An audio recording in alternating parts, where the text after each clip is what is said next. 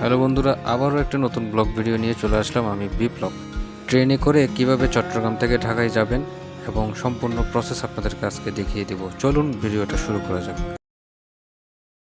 তো বরাবর মধ্যে আমার সফর সঙ্গী রাজুকে নিয়ে আমি আজকে ঢাকায় যাচ্ছি। এখন বর্তমানে চট্টগ্রাম রেল স্টেশন অবস্থান করছি। এখন চট্টগ্রাম রেল স্টেশন থেকে আমরা ঢাকার উদ্দেশ্যে যাব। এখন আসি আমরা কিভাবে টিকিট কাটলাম। স্ক্রিনে দেখানো বাংলাদেশ রেলওয়ের ওয়েবসাইট লিঙ্ক, আমার ভিডিও ডিসক্রিপশনেও এই লিঙ্কটা পেয়ে যাবেন। আপনারা ওখানে সিম্পলি ওখানে ক্লিক করবেন অথবা ওই লিঙ্কটি কপি করে আপনারা গুগল ব্রাউজারে সেটা দিয়ে দিবেন এবং সেখান থেকে আপনারা সেটিকে লগ ইন করতে হবে। তো লগ ইন করার জন্য অবশ্যই আপনাদেরকে রেজিস্ট্রেশন করতে হবে। রেজিস্ট্রেশন প্রক্রিয়াটা আপনারা ইউটিউবে সার্চ দিলেই পেয়ে যাবেন। আর আপনারা যদি আমাকে বলেন আমি আপনাদেরকে আরেকটি ভিডিওতে দেখিয়ে দেব। বলে রাখা ভালো, আমি কিন্তু সিম্পলি 5 দিন আগেই এই টিকিট কেটে রেখেছিলাম। তো আমি এখন সামনের দিকে আগাচ্ছি। এই টিকিটটি দেখাতে হবে। আপনারা একটা কাজ করতে পারেন, আপনারা এভাবে প্রিন্ট না করে মোবাইল থেকে দেখিয়ে দিলেও চলবে। টিকিট কিন্তু মূলত দুইভাবেই চেক করে, একটা হচ্ছে ঢোকার সময় আর একটা হচ্ছে ট্রেনের ভিতর। টিটি আপনার কাছ থেকে টিকিট চেক করতে পারে।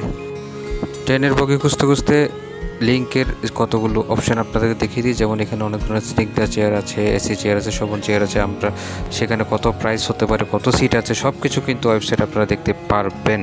সো আমরা কিন্তু স্নিগ্ধা চেয়ারটা নিয়েছিলাম। তো এটা একটু দাম বেশি পড়েছে এসি চেয়ার বলতে গেলে, সেজন্য আমরা আমাদের বগিটা খুঁজতে সামনের দিকে এগিয়ে যাচ্ছি। তো আমাদের ট্রেনের নাম ছিল তুলনা এক্সপ্রেস, যেটি 11টা 30 মিনিটে ছেড়ে যাচ্ছিল।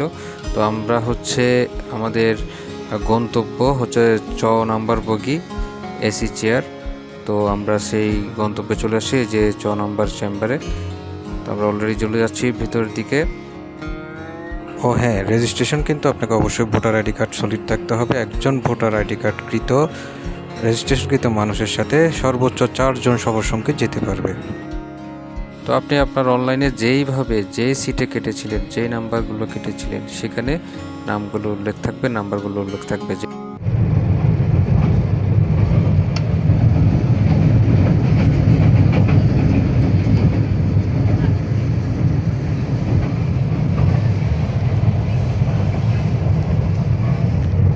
এখন ভোর 5টা, আমরা 5টার মধ্যেই কাছাকাছি চলে এসেছি, অর্থাৎ কিছুক্ষণ পরে আমরা ট্রেন থেকে নেমে যাব।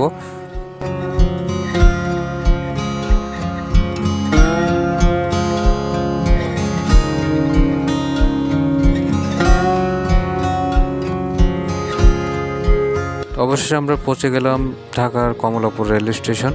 বলে রাখা ভালো, আপনারা যদি ফ্যামিলি নিয়ে যান, আপনাদের যদি কোনো ট্রলি ব্যাগ থাকে, এখানে কুলি পাওয়া যায়।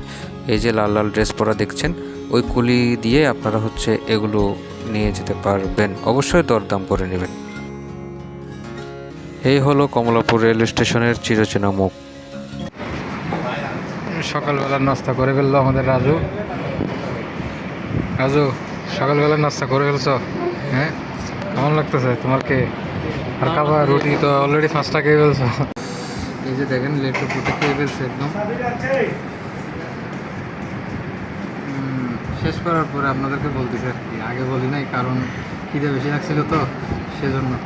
এখন আমরা একটা বাস উঠবো, যেটার নাম মিডলাইন নামে একটা বাস আছে।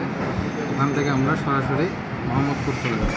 তো একটা কথা বলি আপনাদেরকে, ঢাকা যদি যান অবশ্যই এখানে কিছু অ্যাপস আছে। আপনারা কোন বাসে উঠবেন, কোন বাস থেকে কোথায় যাবেন, কোন গন্তব্যে যাবেন, সবগুলো অ্যাপস আপনাকে বাসের নাম বলে দিবে। তো সেই অ্যাপসগুলোর নাম যদি আপনি জানতে চান অবশ্যই কমেন্ট করেন, আমাকে কমেন্ট করলে আমি আপনাদেরকে কমেন্ট বক্সে জানিয়ে দেবো।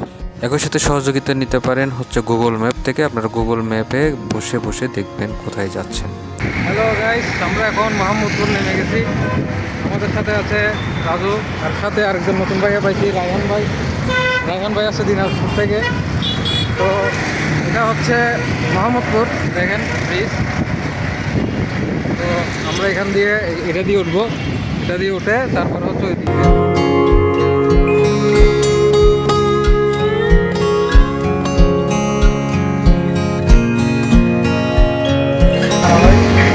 তারাবাইয়ের সাথে যদি যোগাযোগ করতে চান তাহলে এই যে তারাবাইয়ের সাথে যোগাযোগ করবেন। তবে এগুলো পাল্লাই বলবেন না, এগুলো পাল্লাই বলে জীবন শেষ।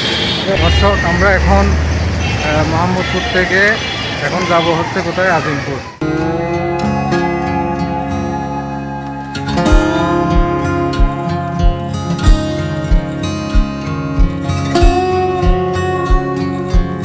সিটি কলেজ বা সিটি কলেজ এরিয়া বলে যেটাকে, বা এলিফ্যান্ট রোড যেটাকে বলে, ঢাকা ফুটওভার ব্রিজ। এখানে আপনি অনায়াসে আপনার যেখানে পার হতে ইচ্ছে হয় আপনি সেখানে পার হতে পারবেন। এদিকে দেখেন, এদিকে পার হতে চান তাহলে এদিকে যাবেন, ফুটওভার দিয়ে এটা দিয়ে নামবেন, হ্যাঁ। আর যদি আপনি এদিকে যেতে চান তাহলে আপনাকে এটা দিয়ে কি যেতে হবে, আমরা যেদিক দিয়ে যাচ্ছি। আসলে একটা কথা হচ্ছে কি জানেন, একটা কথা হচ্ছে যে ফুটওভার ব্রিজটা আপনারা সবাই কম বেশি ইউজ করবেন, যারা ঢাকাবাসী ঢাকায় আসবেন, কারণ এখানে অসংখ্য মানুষ। আমি যদি এখানে উপর থেকে দেখাই, দেখেন অসংখ্য মানুষের সমাগম ঢাকার মধ্যে, হ্যাঁ। আপনি এটা বলতে পারেন আপনাদেরকে কেন আমি এটা দেখাচ্ছি, আপনারা অনেকে হয়তো এটা হাসতে পারেন বিষয়টা নিয়ে। আসলে আপনাদেরকে দেখানোর একটাই উদ্দেশ্য, আপনারা যদি এই ধরনের মোড়ে আসেন তাহলে আপনারা সহজে যদি রাস্তা পার হন, অ্যাক্সিডেন্টের সম্ভাবনাটা থেকেই যাবে। সেজন্য সে জায়গা থেকে আমি বলবো আপনারা ফুটওভার ব্রিজটা ইউজ করেন, একটু কষ্ট হলেও ফুটওভার ব্রিজ। আমরা কিন্তু এখন দেখেন গাড়ি থেকে নেমে, আমরা এদিক দিয়ে আসছিলাম, গাড়ি থেকে নেমে এখন আমরা ফুটওভার ব্রিজ হচ্ছে আমরা ওখান থেকে গাড়ি তুলবো, ফুটওভার ব্রিজটা ইউজ করছি।